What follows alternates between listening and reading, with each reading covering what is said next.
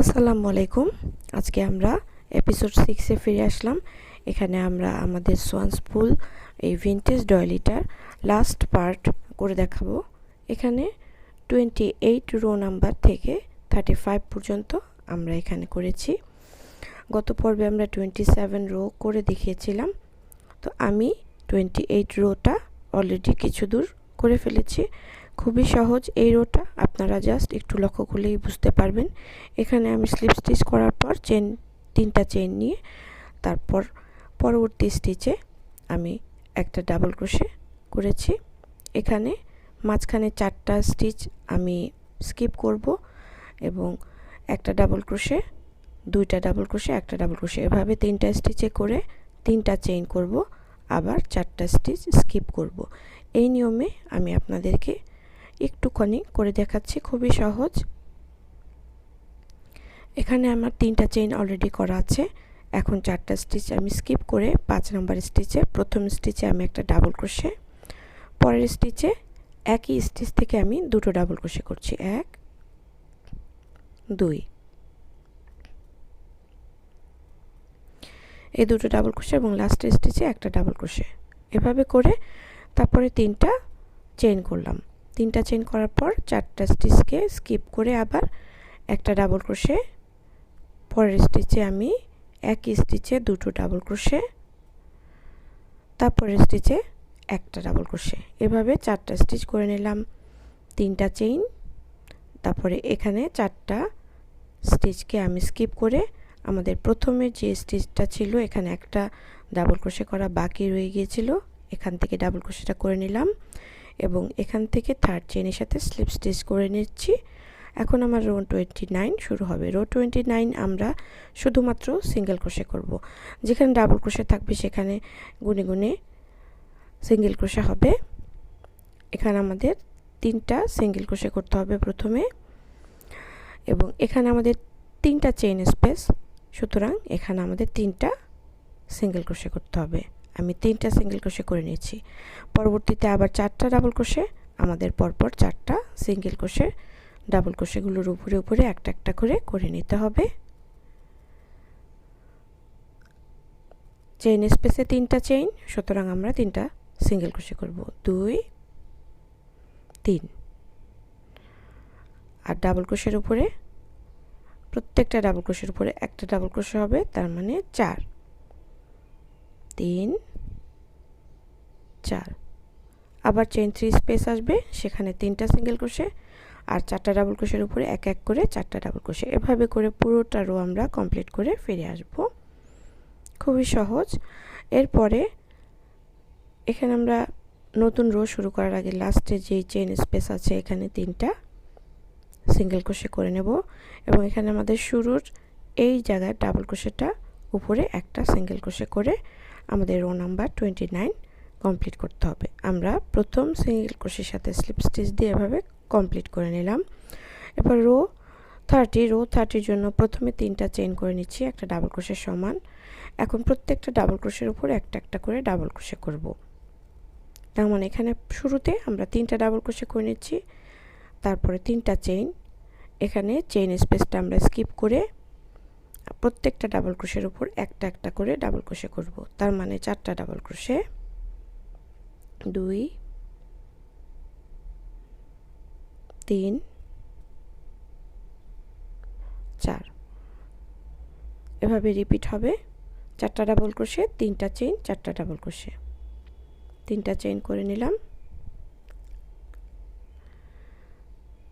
4টা double crochet হবে, 1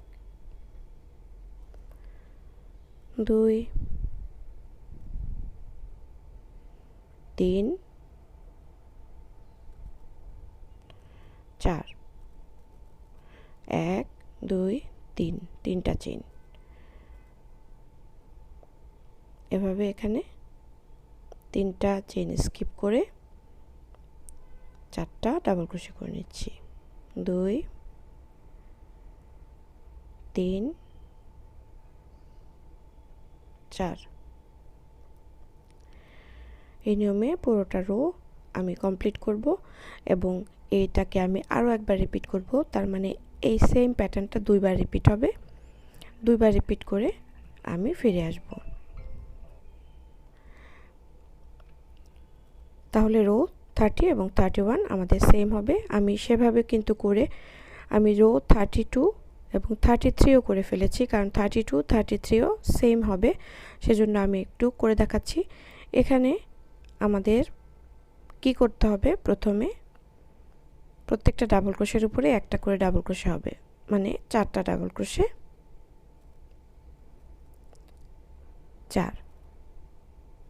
4টা ডাবল ক্রোশের পরে এখানে আমরা 4টা চেইন করব, 4, আবার 4টা ডাবল ক্রোশে, 1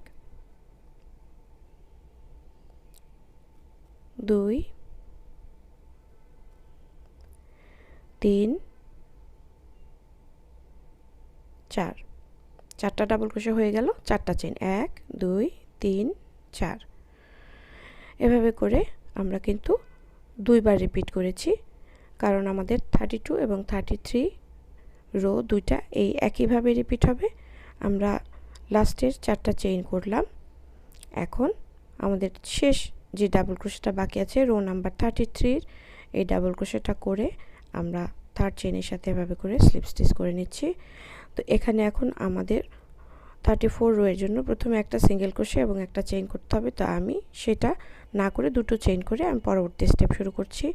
এখন এই চেইন 4 স্পেসে আমাদেরকে 6টা ডাবল ক্রোশে করতে হবে, 2 3 4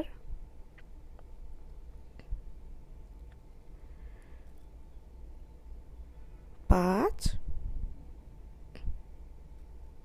6।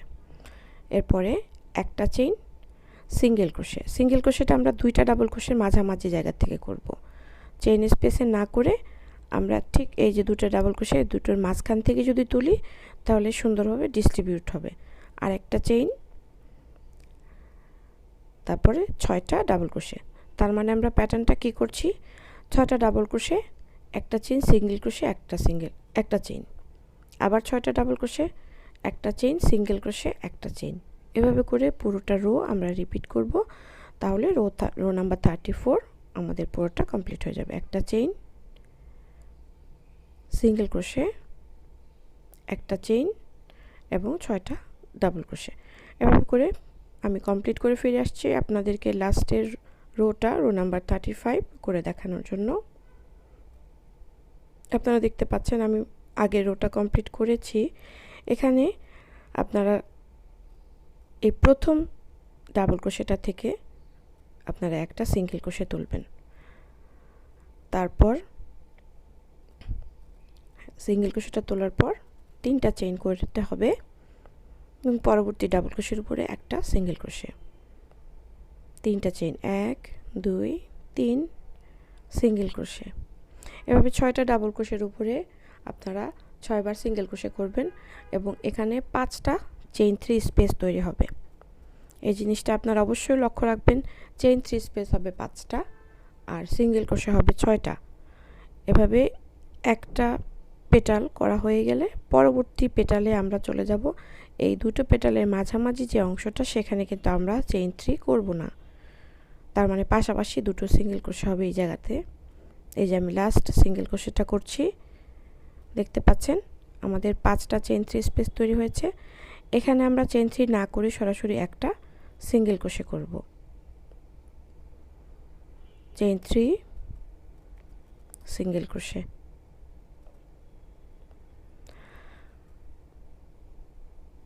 সিঙ্গেল ক্রোশে একটা,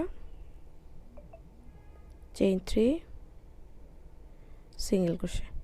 এভাবে করে আমি 6টা সিঙ্গেল ক্রোশে এবং 5টা চেইন 3 তৈরি করে নেব এবং পুরোটা রো এই নিয়মে আমাদেরকে রিপিট করতে হবে, তাহলে আমাদের এই ডয়লিটা সম্পূর্ণ হয়ে যাবে। নেক্সট অংশে যাওয়ার আগে যেখানে আমি চেইন 3 না করে সরাসরি একটা সিঙ্গেল ক্রোশে করে নিচ্ছি। তো আপনারা নিশ্চয়ই বুঝতে পেরেছেন, খুব সিম্পল একটা কাজ এই রোটাতে। এভাবে পুরোটা রো করবেন এবং ব্লকিং করার সময় আপনারা এই মাঝখানের চেইন 3 স্পেসে পিন করবেন, তাহলে খুব সুন্দর করে একটা শেপ চলে আসবে। আমি পুরোটা কমপ্লিট করে আপনাদের ফাইনাল প্রজেক্টটা করে দেখাচ্ছি। আমি এইখানে সামান্য একটু চেঞ্জ করেছি। আমি চেইন 3 স্পেসগুলো না দিয়ে এখানে একটা করে চেইন করেছিলাম, কারণ আমার কাছে এটা ভালো লেগেছে। আপনারা চাইলে 3টা চেইন দিয়েও করতে পারেন, অথবা লাস্টের রোতে একটা চেইনও করতে পারেন। আপনাদের যে লুকটা ভালো লাগে আপনারা সেটাই ফলো করবেন। আশা করি আজকের টিউটোরিয়ালটা আপনাদের ভালো লেগেছে। অনেক দীর্ঘ একটা সিরিজ আমরা শেষ করলাম আজকে টিউটোরিয়ালের মাধ্যমে। আমাদের এই প্রজেক্টটা করতে সম্পূর্ণ 1100 মিটারের মতন ইয়ার্ন লেগেছে, 9টা সুতা। 1000 মিটারের একটা বল ব্যবহার করার পরেও সামান্য আরেকটা ববিন থেকে আর কিছুটা আমাকে ব্যবহার করতে হয়েছে। তো সুতরাং আপনারা সেভাবে প্রিপারেশন নিয়ে কাজটা শুরু করবেন। আর আমি হুক সাইজ ব্যবহার করেছি 2 মিলিমিটার।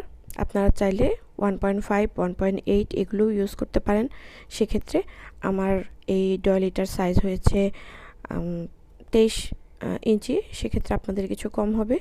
আর আপনাদের কাছে যদি 6টা সুতা থাকে বা গুটি সুতা থাকে, সেটা দিয়ে করলে এটার সাইজটা আরও ছোট হয়ে আসবে। আপনারা যদি ছোটটা করতে চান তাহলে আপনারা চিকন সুতা এবং ছোট হুক ব্যবহার করে নেবেন। আর যদি একটু বড় করে করতে চান তাহলে আমার মতো 2 মিলিমিটার হুক এবং 9টা সুতা ব্যবহার করবেন। আপনারা সবাই ভালো থাকবেন এবং আগামী পর্বগুলো, নতুন নতুন টিউটোরিয়ালগুলো দেখার জন্য আপনাদেরকে আমন্ত্রণ জানাচ্ছি। আল্লাহ হাফেজ।